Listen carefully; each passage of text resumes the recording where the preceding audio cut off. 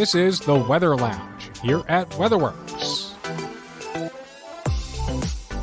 Hi, everyone, and thank you for joining us here in the Weather Lounge. I'm your host, meteorologist Brad Miller, and our latest podcast comes to you from our WeatherWorks headquarters located in Hackettstown, New Jersey.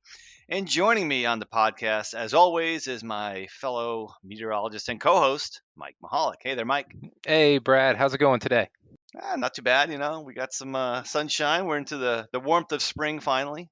Yes, very nice. It was a bit cool a few weeks ago, though, which was quite surprising. But speaking of cooler weather, we should get more into the winter side of things again. We never leave winter, do we? No, we don't. But today we have a return guest, Brad, the CEO of SIMA, Martin Tirado, here with us. And SIMA stands for the Snow and Ice Management Association. They provide education for the snow and ice industry all across the country. So really great to have Martin on the show today. Yeah, we're excited to have him back on our podcast as SIMA prepares for its yearly symposium. This year it's in Hartford, Connecticut. It'll be in June, so we'll definitely be talking about that. But before we get to the start of the podcast, we'll take a short break and we'll be right back with Martin Tirado. Don't go away. Hey everybody, well, how many times have you been burned by a weather forecast? Well, probably a few, and it might have cost your business thousands. WeatherWorks is different. We have over 30 meteorologists to give you forecasts, notifications, and weather advice 24/7. Now that could certainly help when it comes down to making those crucial decisions, but there are even more products than that in which WeatherWorks offers, from weather data to historical reports. Call us at 908-850-8600 or visit us on the web at weatherworksinc.com. And don't forget, when you think weather, think WeatherWorks. Well, welcome back to the show, everyone. And again, we have a return guest on the Weather Lounge, and that is the CEO of SIMA, Martin Tirado. Martin, thank you for coming on the show today. Hey, Mike, Brad, thanks for having me again. Glad to be back. And like you mentioned, maybe love it or hate it, we think snow year round, 365 days a year. So like it or not, I'm here to talk snow with you guys. Yeah, absolutely.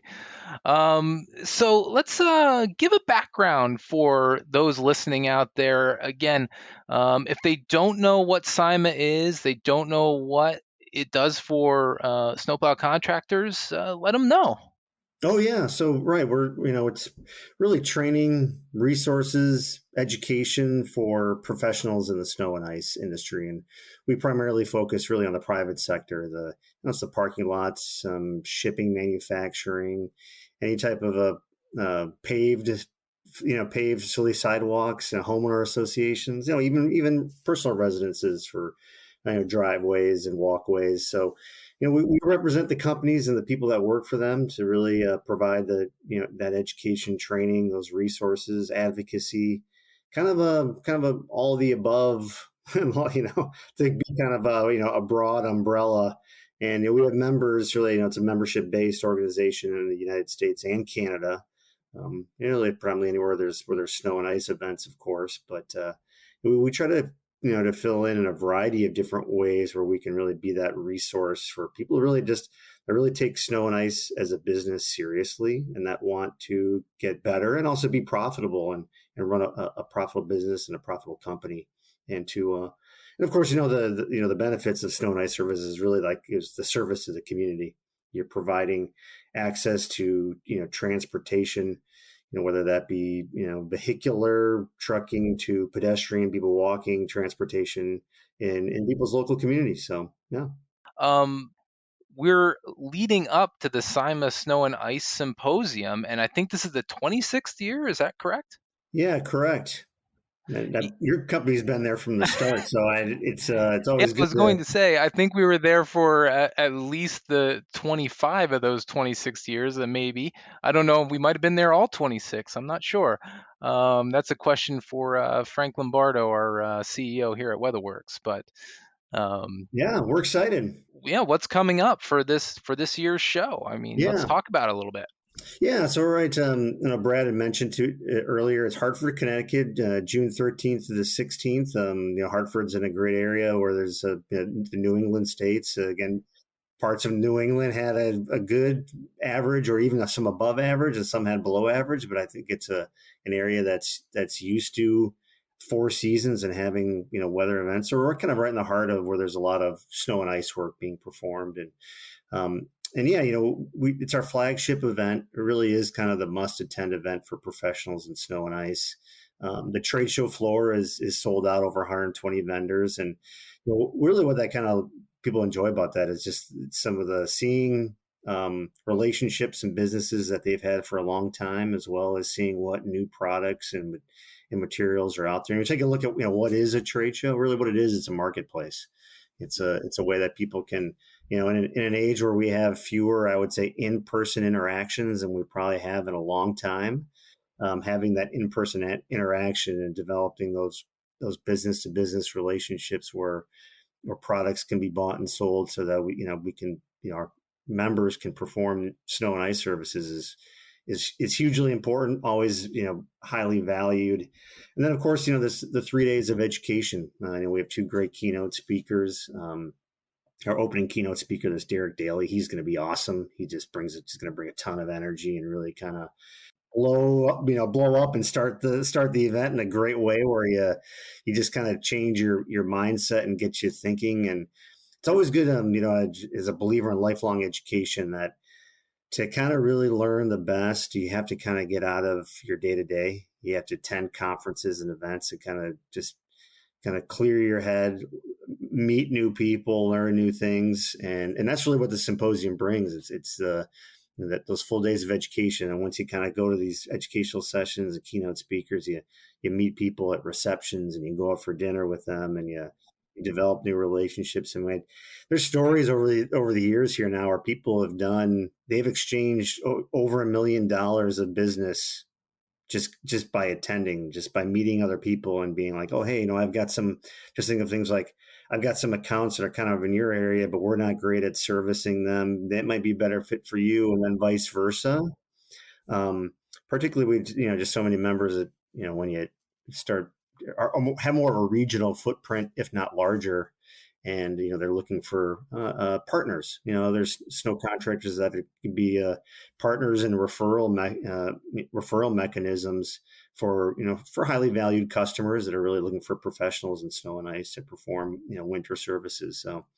Yeah, I tell you, I had the privilege of going last year, Martin. And I met you finally for the first time in person. It was in Milwaukee, and I know Mike's been to SIMA a few times. I mean, and just to actually put a face with the people that I talk to, throughout the year, whether it's a couple of times, or just once, but it's nice to meet people, like you said. And there's so much going on. I never realized how big it was, and it was like everything was there that you could possibly think of that would even have an affiliation with any kind of snow and ice management or any kind of snow removal, things like that. It's just it's incredible. Yeah, though anything that's like a product or serving, we have some robotics companies that have gotten into this, which has been really interesting to see how that develops. I mean, that changes every year. That's like a completely new thing. Software companies are something else that continues to change and evolve. And even though the equipment, the equipment providers are looking for ways of how can you help people, quicker, easier, lighter, as again, equipment being lighter but still just as effective based on equipment changes in trucks and sizes and stuff. So it's really kind of all that. But Brad, that's refreshing to hear always. And yeah, I mean, it's I just never believed the size and the capture of what SIMA really is, and now you said, I mean, it's sold out obviously, and only a couple of weeks away, but that's a lot of vendors too. I mean, yeah, and from Brad's perspective, to kind of build upon that with meeting people and get a face to a name and that sort of thing, I really enjoy that part of it, building that relationship with a client that you've talked to a million times on the phone, but you never actually saw them. You never actually hung out had a drink at the bar or something, or went out to dinner and just kind of talked, and just not always about business right. things, but you know just talking person to person. It's really great, and I think a lot of our clients do appreciate that we have that presence year after year, and they see WeatherWorks. It's almost maybe a level of comfort seeing somebody that they kind of know, and it's it's always a good time. I always enjoy the show, and you're also right. From just about anything you can find at the SIMA show. I remember there's a guy that was selling snow stakes, or Yeah. he had that going on, and then you have all the way up to software and large equipment, and uh, it's amazing the amount of things that are there to help assist snow and ice contractors to be successful.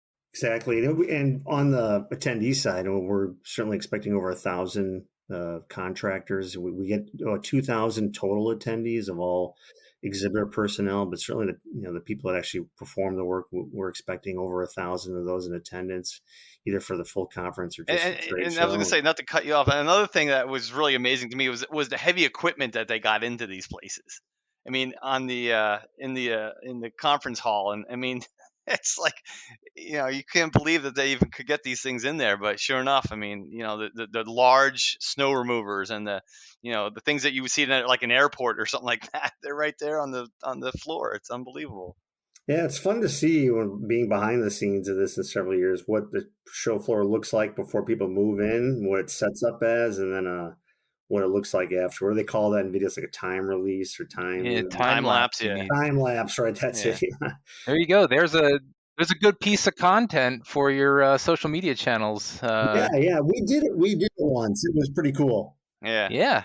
So with the show coming up, I think you might have hit on this a little bit, but what are the main goals here for SIMA? Is it mostly the education and training is what we're looking for out of it? Yeah, our mission kind of is to, or the vision really is to have standards so that all professionals adhere to the highest industry standards. So some of the things we've kind of been working on in the meantime is we've just started the process of developing a safety standard for a training program for a company, and that's going to be worked through ANSI, the American National Standards Institute. So it's going to have an accreditation kind of behind it that shows that the standard was developed with, I guess, leading principles and processes. So we're just at the beginning stages of that, and we hope to have something kind of produced by the end of this year. We're also our Advanced Snow Manager, which is a virtual training program. We're completely updating the curriculum.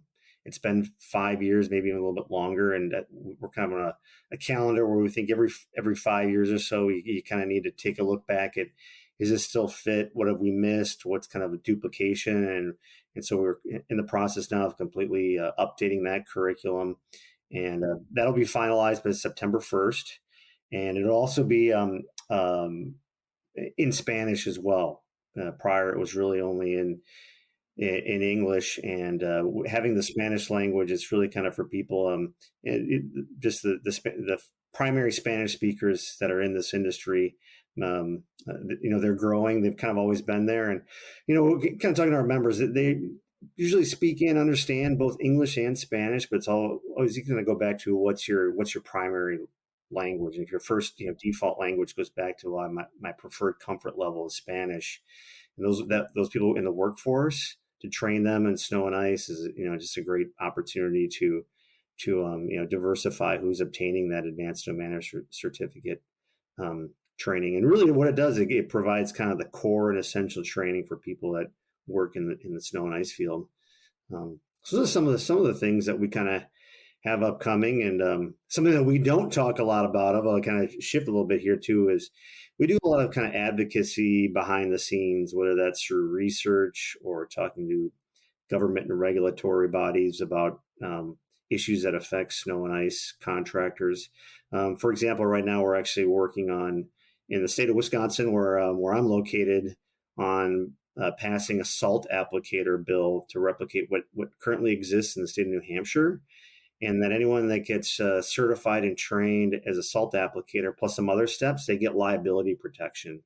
And that liability protection is enormous. Is we all know the slip and fall claim and injury is really kind of the Achilles heel of the industry. And there have been cases in New Hampshire that have had this law for several years now, that that companies have not been held liable for slip and fall claims based on having this training and certification. And right now we're working on Wisconsin, and the next step is I do think that there's going to be a domino effect. And it's really kind of being driven though by the environmental side on people concerned about the amount of chlorides, but representing the snow and ice contractor, we're looking at how we can continue to do that while also providing liability protection, because that's kind of one of the reasons where over application of salt and chlorides is occurring, is really to kind of continue to protect people and protect the company.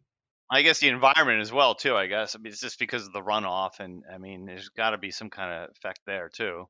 Yeah. There's a lot of lakes, freshwater bodies that have been noticing as they've been monitoring chloride rates that have seen some really high impactful areas, and they've done the research and the tracing, and they keep coming back to the primary source for it oftentimes is runoff from salt on parking lots, roads, and it's really kind of hitting some lakes in particular that I would say are kind of high tourist areas that have millions of dollars of economic development and tourism revenue being generated at them, that they don't want to see the contamination that can occur in these lakes.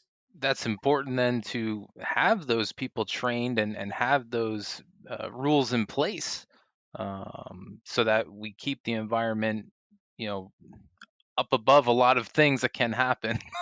so Yeah. so we don't keep impacting that, but still keep people safe on the roads. So having that extra training there, with the help of you guys, I think is super beneficial. Yeah, Mike, you hit on it right there. That's the absolute balance there. There really isn't an immediate replacement that's affordable for salt or rock salt, but it provides a necessary. And there's some long ago research that shows that if you just stop using it, the amount of accidents and that occur just rapidly escalates. So you need it, but it's applying it at the right amounts.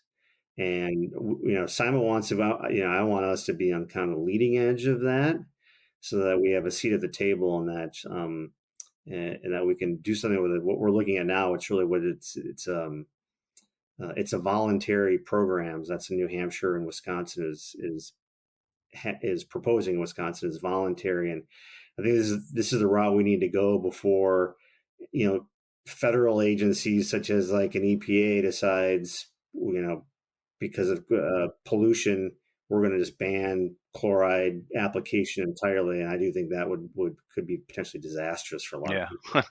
Well, yeah, That's for I sure. mean, that's why it's great that you're already spearheading this ahead of time before it gets to that point, so that we get some regulations in there.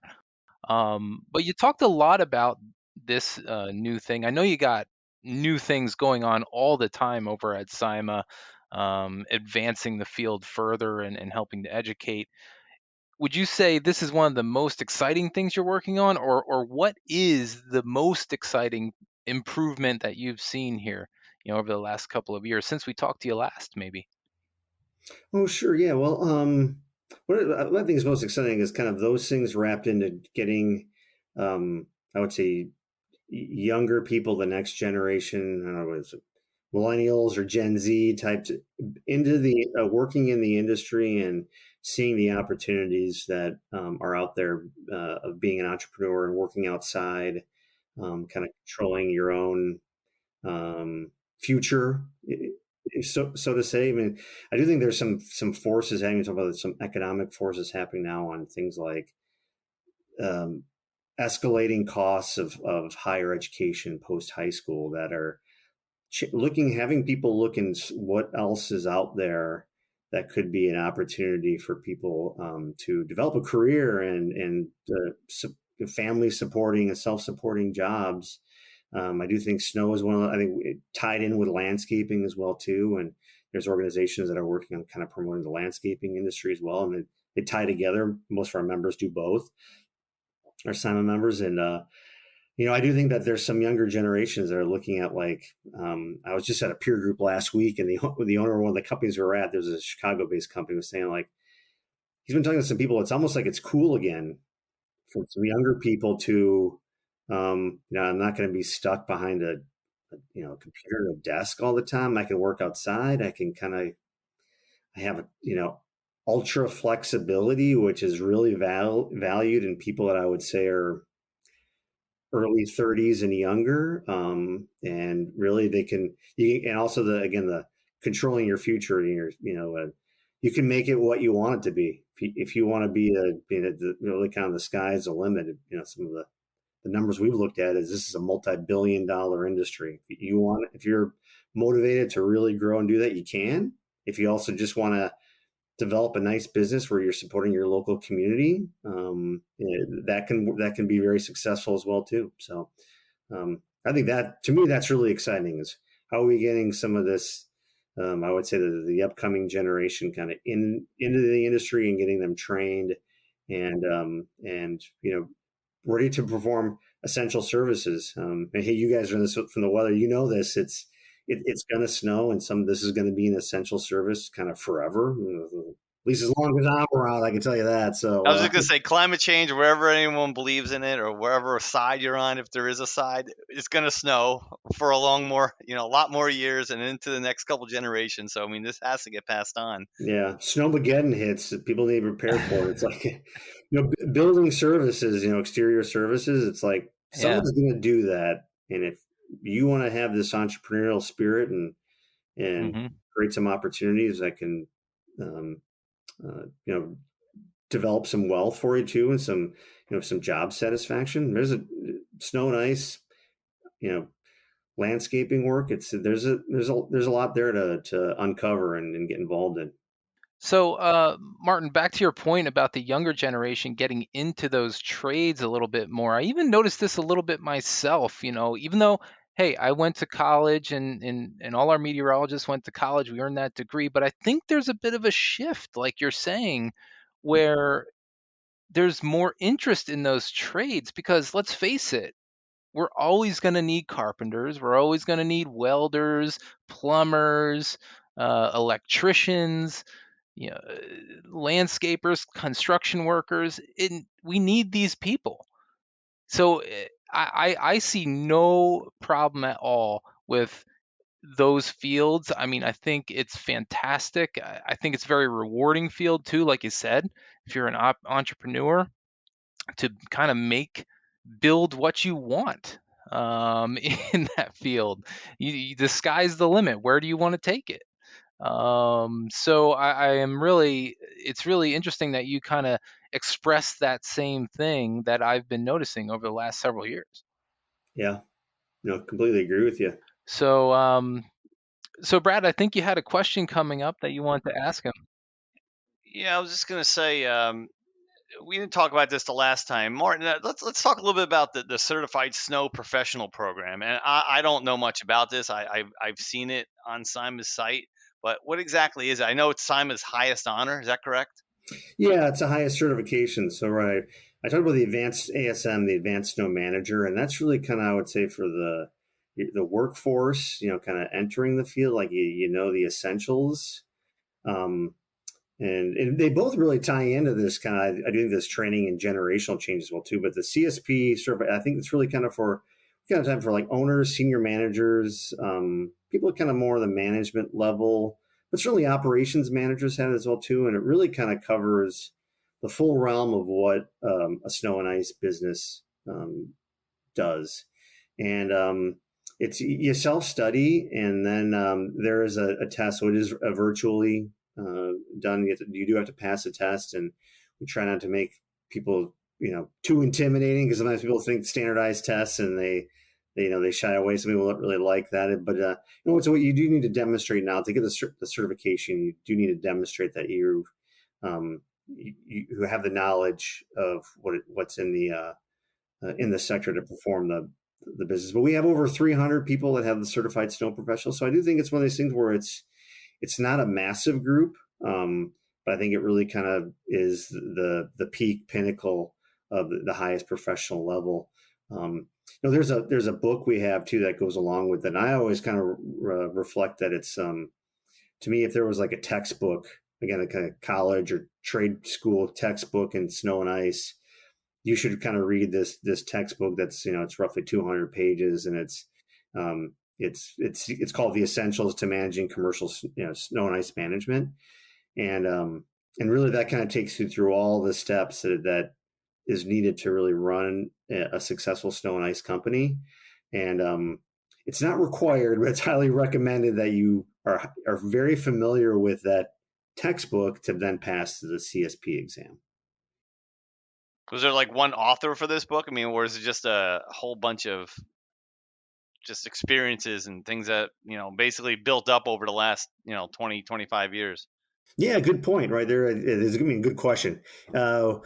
It was written by kind of our editorial staff here at SIMA, but we used a stakeholder advisory group. We completely revised it a couple of years ago, and we had a group of professionals. There was 12 to 15 of them that met extensively for probably over the course of a year, where we kind of asked all the questions of like, should this be in the curriculum? What should it cover? What should you know about? Well, what should you know about winter weather? What should you know about snow and ice products? What should you know about even legal and sales and marketing in a snow and ice company? Kind of what makes it different. So I would say, what do you call it? It's like edited by right the editors in snow and ice management. That's what I'm saying. It adds on. It gets every year. Yeah, but it was developed really by a large group of stakeholders, of people that work in the field. So Martin, you were on with us early December 2021. So since then, I mean, business has probably been as usual with at least a day-to-day operation with SIMA. But talk to us about how the economy is maybe impacting this. And we've had a couple lean snow years here in the Northeast, especially the last maybe really 2 to 3 winters. So how's that all impacted since we last talked to you? Yeah, we always said for the economy side is that snow and ice work is resistant to ups and downs in a variety of ways. But we aren't resistant to, though, is the weather impacts for sure. And yeah, definitely this past year, there's certain parts of the country, mid-Atlantic states, East Coast, lower Midwest, really had some areas of very low snow to even some areas of no snowfall. But then the counterbalance is there's parts of the country, some parts of the West Coast mountain areas, Minneapolis, that had a significantly above average year. And then you have these few outliers too, like, the Buffalo, New York, which made the news as well too. Like that lake effect. Yeah. Yeah. We had a few members there I talked to, and it was like, they had well over their average year, and they did it all in 3 storms. There's a lot of in between. So, one thing these things, you have to look at the long term. And we always talk about the 5-year. You have to go look at the 5-year historical average, and you need to put together your business plans that are based on at least a 5-year weather pattern. And if you're really kind of, serious and in this for this business for the long term, you have to plan for these tough years. And it's not easy. It's challenging, particularly I would say on the not only the financial side, but also the getting people to do the work when they're expecting to have be paid for readiness to perform snow and ice services. It's incredibly challenging, but I do think the companies that are in this for long term will come out of this all right. And certainly, what's kind of been well educated or discussed over years is really having this balanced portfolio of contracts. And I get it, in some areas that's easier said than others. We talk about the per event or per inch based on seasonal, or even there's still time and material contracts out there as well that it's not always easy depending on your market. It will oftentimes the buyers determine what's most common, but I've talked to people in areas that are really have very few seasonal contracts. Even they've been able to have these conversations with their customers, properties and buildings, to have at least some percentage of their portfolio as a seasonal contract. And that, that prevents the highs and lows, of winter weather and winter storms. It protects you, put it that way. It gives you a little bit of a balance. You're hedged against these really low snow years. Yeah, and I know, obviously, if you're a snow and ice contractor, you're not wanting a lean snow year, but at the same time, you have to make the best out of the situation and learn from the experience and what you need to do in the future to protect yourself from these years that are going to happen. I mean, let's face it, there's been a lot of extremes out there lately where you just mentioned the one yourself in Buffalo, seeing so much snow in only a few weeks. And, that's where you have to take some learning experience from it and prepare yourself for these extremes when it comes to the, several seasons to come. Yeah, for sure. That's why you take that long-term historical averages, and properties or places that think that it's just not going to really snow there anymore. They'll be in for a surprise when these weather seasons change, and they will. I've been with Simon. I was going on 16 years, and there's been boom years and what I guess call it a bust year. I call it more of just a low snow season, but again, it depends on where you are. It's happened a few times in the last 16 years. So it's going to happen. I do think there's things that are changing. You guys and the weather experts probably know much more about this than I do. I've kind of been following this past year. I started following much more of the La Nina and El Nino effects, and then the neutrality part of that, and that seems to have a significant impact, particularly this past winter on anything Western U.S. Or Western North America, particularly in the mountain areas. But I don't know. That's just kind of, again, I'm, as opposed to you guys, I'm not a meteorologist, nor do I portray one in any TV or other entertainment event as well. So, Martin, I know you mentioned a little bit about robotics. Are you seeing that as a trend in the snow and ice industry? I think you mentioned that when you were talking about the symposium and what you can find on the floor on the trade show floor. Is that something that's coming around? Yeah, I mean, interestingly enough, so last year in Milwaukee, the symposium, I had several people, and most inquiries that people came to the SIMA booth on the show floor and said, "Where are the robotics companies?"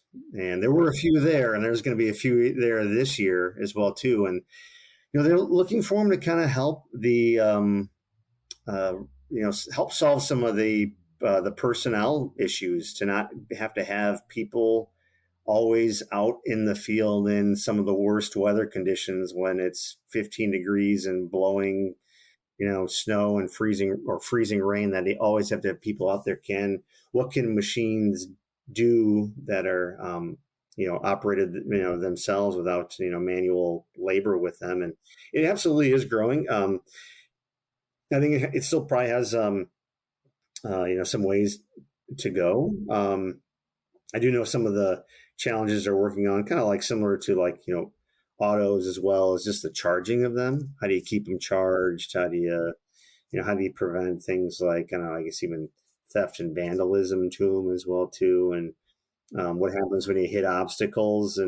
But there's certainly it's certainly growing. You kind of see it on this. We've seen a lot like in areas such as military bases where you need to have high security clearance.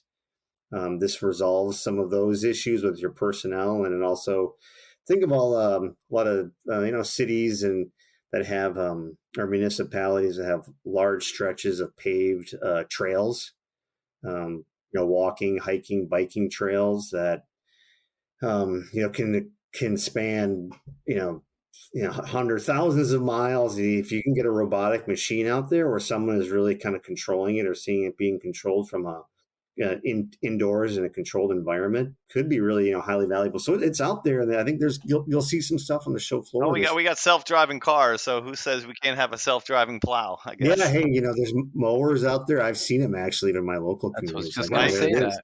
Yeah, I was just going to say that we had a guest on.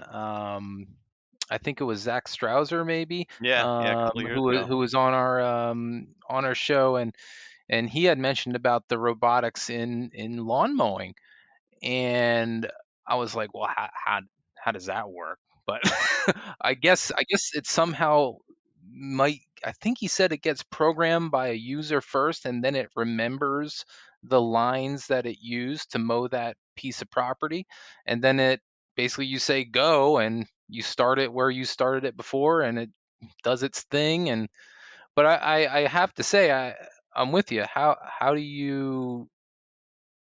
you account for those obstacles that might get in a way? What if a kid runs through the yard when this mower is going?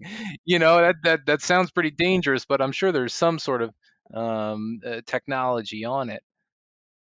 Video cameras and sensors, Yeah. right? Yeah, those are the questions to be asked. As I think they're continuing to work on the tech behind them, but that's exactly it, though. He's got it. Yeah.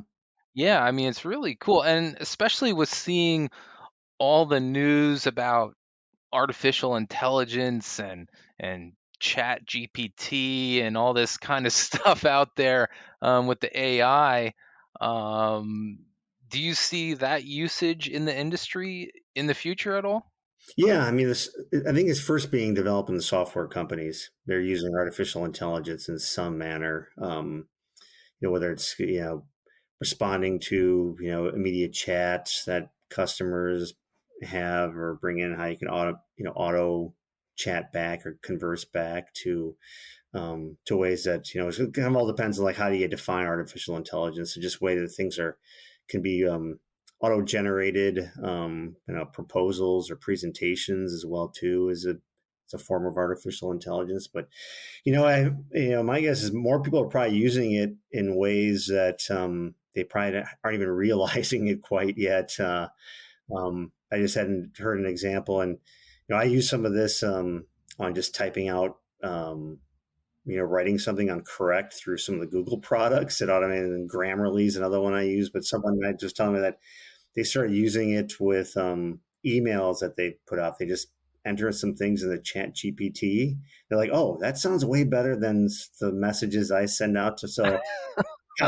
quick copy paste, put an email, and they send that out to their employees, their team. So there's ways even internally, not just the outward facing like our customers, but internally, that people are probably already using artificial intelligence without really entirely knowing, like, oh, I'm kind of so I do think things like that are kind of changing right now. Like, again, things like that, meaning like, how are proposals written? How are communications occurring between people and companies that are automated writing?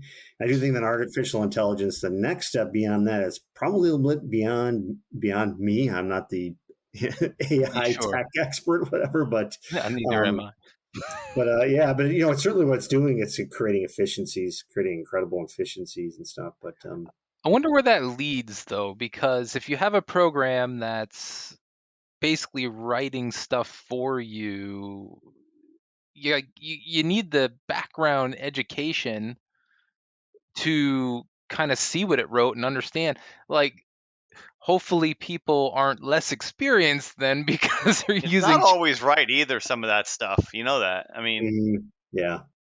you have to still look at it and edit it and know your stuff. right. Now I haven't used it personally. I don't know if you used any of the program, Brad, but I've already seen stories on like Twitter and stuff. There's a meteorologist in Charlotte I was reading about, a television meteorologist, and he did a chat GPT about himself, and he said it was bad. It wasn't even close to like where he grew up or where he got his first job, things like that. So I mean, well, it's a work in progress, yeah, that's for exactly. Yeah, sure. right. I Yeah. mean, it's just like anything in the beginning. I'm sure it's a lot of. Sure. I hope we look at it as a tool to improve rather than just to get things done. Yeah, you've probably seen some of the analogies to 2001: A Space Odyssey already. Like, Right. Hal Hal, is yeah, going I to take remember that over. movie. Well, yeah, you start thinking of stuff like the Terminator movies with Skynet, and it's aware of itself. And now what do we have going on here? I know we're going into fantasy land, but Even like Walleye, remember that movie, or Wally, or whatever that yeah, it's word not was? Oh, getting right. too far Yeah. away. All that. Yeah. Um, But yeah, you take that to, like, if you put that in our industry and just think of, like, which ways can you make snow work more efficient?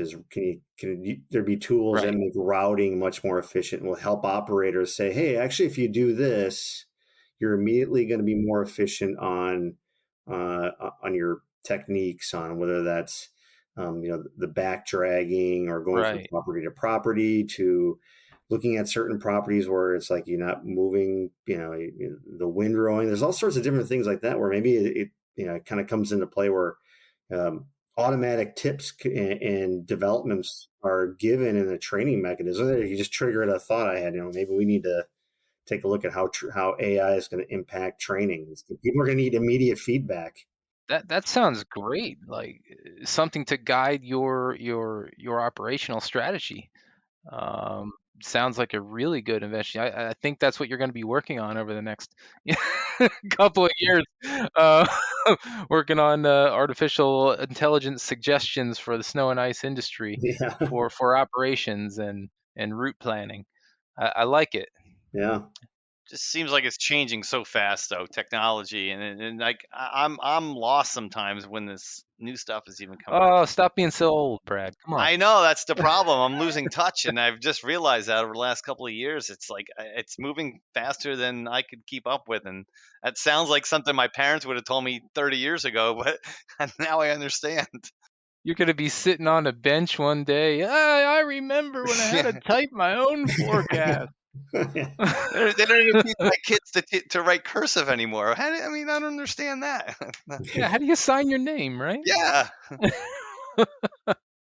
Well, Martin, we talked a lot about SIMA and the symposium coming up here soon. Do you have any questions for us? No, for us, you kind of like one last. Here's a shameless plug for you for. We continue to get interest in. We're doing a leadership forum. We call it. It's in August. It's 7th and 8th in Florida. So you think, Florida, that's where snow contractors go. Well, that's where they go in the summertime. There you go. And so we're going to be at Ponte Vedra Beach. Oh, God. August in Florida. Yeah. You know what's funny? We were there a couple of years ago, and I actually thought if you're on the ocean, I like. Yeah, that's true. You get the sea breeze. Yeah. The sea breeze really was more of a milding effect. I wouldn't go inland Florida as much, but I think after kind of a long, cold winter, sometimes having some hot weather felt good. We were in Austin, Texas last year for this leadership forum. It was 100 degrees when we were there. It was dry. I thought it was actually pretty nice. As long as you stay in the shade.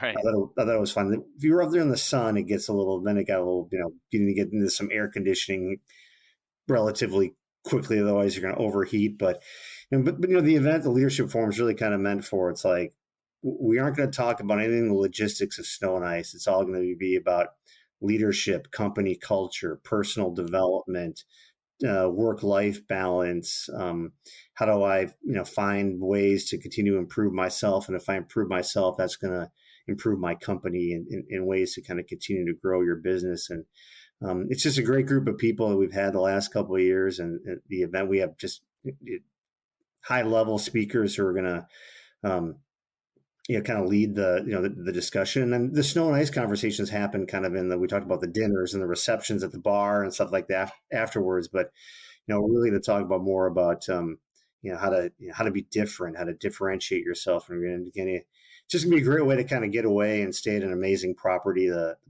Ponte Vedra Inn, which is outside of Jacksonville. So there's information about the Snow and Ice Symposium and then our leadership forum, of course, at SIMA.org. Great. Yeah, and again, I think that's going to about wrap it up here for our podcast. Martin, thanks so much for coming on the show once again. Yeah, hey, Mike, Brad, thanks again for having me. Look forward to seeing you in June. It's going to be great. We'll catch up then. Always great to get the latest and greatest in the snow and ice industry. Yeah, maybe next May we'll have them on. We'll get up ready for the next SIMA, 2024. So I'll be here, and as long as it's relevant and bring to your listeners, absolutely. I think podcasts are great. Actually, I've been listening to yours and a lot of others kind of over the last 3-4 years, and really enjoy them. Great, good to know. Well, thanks for that. That's for sure. Yeah. Don't be afraid to plug our show. So. Remember that the Snow and Ice Symposium, the SIMA Snow and Ice Symposium, is coming up here June 13th through 16th in Hartford, Connecticut at the Connecticut Convention Center.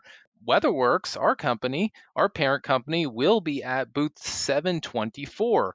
You can meet our CEO, Frank Lombardo, there, along with Kevin Hopler, Rob Reel, and Chelsea. They'll all be there to talk about our weather services. We're also sponsoring the Snack and Chat event at SIMA, so that's on the 14th. Be sure to visit that. There's so many other activities there for snow and ice professionals, so please come out to the show. It's always a great time. But that's it for our podcast. And remember, we'll have a new one every 2 weeks. So come back and listen again. And remember, weatherworksinc.com. That's where to find all the information you need to know about WeatherWorks and also social media. Just search WeatherWorks. You'll find us on just about every platform. That's it for this week's show. So thanks again for listening, everyone.